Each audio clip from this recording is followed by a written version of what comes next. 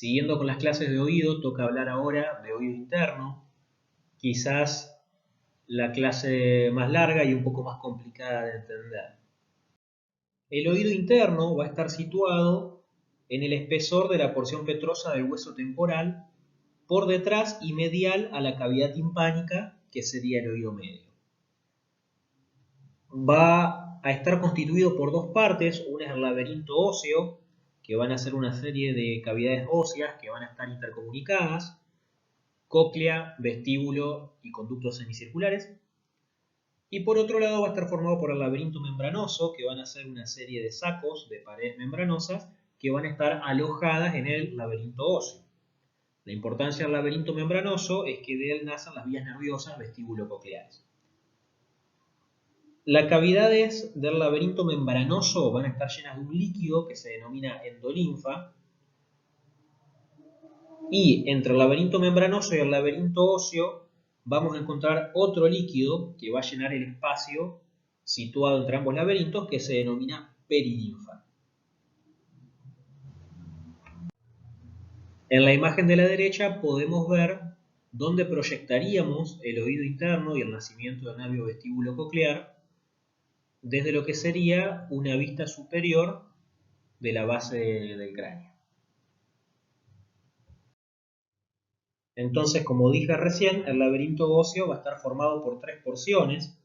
Una es el vestíbulo, otras son los conductos semicirculares y otra es la cóclea. Se describe también el conducto auditivo interno, ya que su fondo va a estar constituido por la pared de las cavidades óseas de este laberinto. Comenzamos hablando del vestíbulo, que va a ser una cavidad ovoide, alargada, que se prolonga en sentido anteroposterior y que está aplanada transversalmente. Se va a relacionar hacia adelante con la cóclea, por detrás se va a relacionar con los conductos semicirculares que de él nacen y en él culminan. Por dentro se va a relacionar con el conducto auditivo interno y hacia afuera, es decir, en sentido lateral, va a estar en relación con la cavidad timpánica. Al vestíbulo se le pueden describir 6 paredes.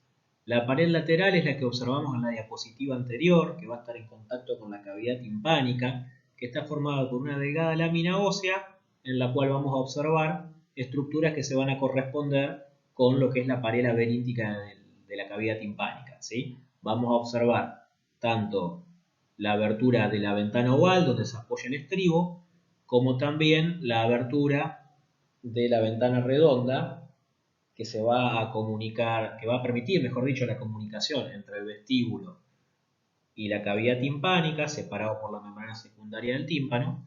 Y ya vamos a ver cuando describamos la cóclea que va a estar en las proximidades del inicio de la rampa timpánica.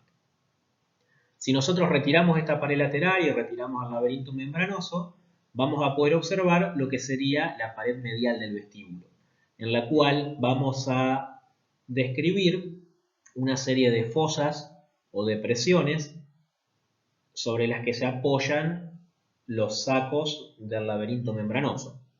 Estas son el receso elíptico o receso utricular y el receso esférico o receso sacular, los cuales se van a encontrar separados por una saliente ósea que se denomina cresta vestibular.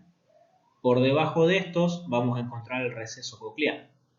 Si se fijan bien, las tres fosas van a presentar microperforaciones que van a permitir los pasos de filetes nerviosos que van a dar origen al nervio vestíbulo coclear. Entre lo que sería el receso coclear y el receso elíptico vamos a ver un pequeño orificio que es la abertura interna del acueducto del vestíbulo. Luego tenemos una pared anterior que en su parte superior se va a relacionar con el conducto facial, mientras que en su parte inferior va a verse lo que es la comunicación del vestíbulo con la rampa vestibular de la cóclea. Luego la pared posterior se va a caracterizar por presentar en su parte inferior el orificio del extremo ampular del conducto semicircular posterior. La pared superior o techo del vestíbulo va a presentar 4 orificios.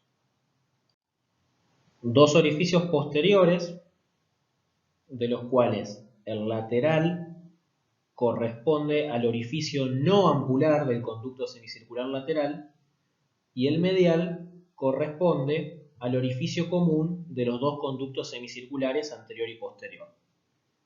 En tanto que los dos orificios anteriores de la pared superior o techo del vestíbulo van a estar dados por las siguientes estructuras. El lateral por el orificio ampular del conducto semicircular lateral, en tanto que el medial va a estar dado por el orificio ampular del conducto semicircular anterior. Para recordarlo, los dos anteriores son ampulares y los dos posteriores son no ampulares. Y por último, vamos a tener una pared inferior o piso que se va a corresponder con el inicio de la lámina espiral ósea de la cóclea. Pasamos a describir los conductos semicirculares, que van a ser una serie de conductos tubulares que van a tener forma de herradura, que se van a situar por detrás y por encima del vestíbulo, que van a partir del cuerpo del mismo y van a volver a él luego de un trayecto que se encuentra excavado en la porción petrosa del hueso temporal. Van a ser 3, un conducto semicircular lateral, uno anterior y uno posterior. Cada uno va a presentar 2 orificios, un orificio ampular, es decir, que está dilatado por la ampolla, y uno no ampular. Vemos que los extremos no ampulares de los conductos semicircular anterior y posterior se reúnen en una rama común al llegar al vestíbulo. Luego vamos a tener la cóclea o caracol óseo, que va a tener una forma cónica y su base se va a aplicar atrás y medialmente en el fondo del conducto auditivo interno. La cóclea va a estar formada por un conducto espiral que se va a enrollar alrededor de un eje central que se denomina modiolo, alrededor del cual da entre 2 vueltas y media y 3. Este conducto espiral va a estar parcialmente tabicado por lo que se denomina lámina espiral ósea, que va a determinar 2 rampas, una rampa vestibular que nace en el vestíbulo y una rampa timpánica que nace en la ventana redonda. Ambas rampas van a recorrer el conducto espiral en su totalidad y se van a comunicar en la cúpula de la cóclea a través de un orificio denominado helicotrema.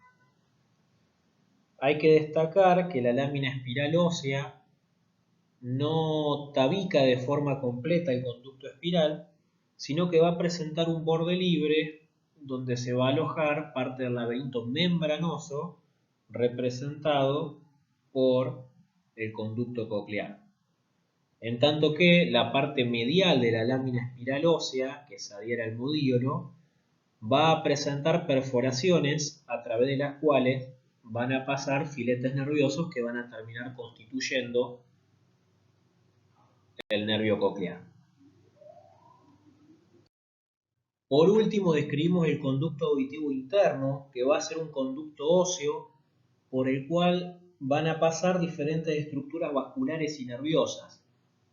Se va a dirigir hacia lateral, algo hacia adelante, se va a abrir en la cara posterior de la porción petrosa del hueso temporal, y en tanto que su fondo va a estar limitado por la pared medial del vestíbulo y la base de la cóclea. Este fondo se va a dividir en 2 mitades, una superior y una inferior, por medio de la cresta transversa. A su vez, estas 2 partes se van a dividir en una anterior y otra posterior por medio de una cresta vertical. De tal manera vamos a tener un cuadrante anterosuperior por el cual van a discurrir el nervio facial, el nervio intermedio y la arteria auditiva interna o arteria laberíntica. un cuadrante anteroinferior por donde va a pasar el nervio coclear, un cuadrante posteroinferior por donde va a pasar el nervio vestibular inferior y un cuadrante posterosuperior por donde va a pasar el nervio vestibular superior. Pasamos a hablar del laberinto membranoso y en esta sección vamos a describir el vestíbulo membranoso, los conductos semicirculares membranosos y el conducto coclear o caracol membranoso. Comenzamos entonces hablando del vestíbulo membranoso, laberinto vestibular. Vamos a describir utrículo, sáculo, el inicio del conducto coclear y el inicio del conducto endolinfático.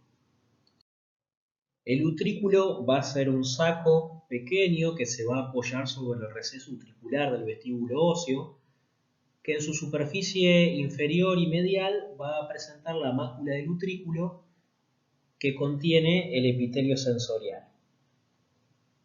Esta va a estar cubierta por la membrana otolítica que va a presentar unos cristales de calcio incrustados que son los otolitos o otoconios. El utrículo va a estar conectado con los conductos semicirculares membranosos que se abren en él y también con el con el sáculo a través del conducto utrículo sacular. Ubicado por debajo y conectado con el utrículo va a estar el sáculo que va a estar apoyado sobre el receso sacular del vestíbulo óseo y en su cara medial también va a presentar una mácula con epitelio sensorial, que al igual que la del utrículo va a estar cubierta por una membrana otolítica y también va a presentar la estriol. Por último describimos lo que es la porción inicial del conducto coclear, que se aplica sobre el receso coclear del vestíbulo óseo y se va a unir al sáculo a través del conducto Reunions. Y tenemos también el conducto endolinfático, que ocupa el acueducto del vestíbulo, y hacia el vestíbulo se va a bifurcar para comunicarse con el sáculo y con el utrículo.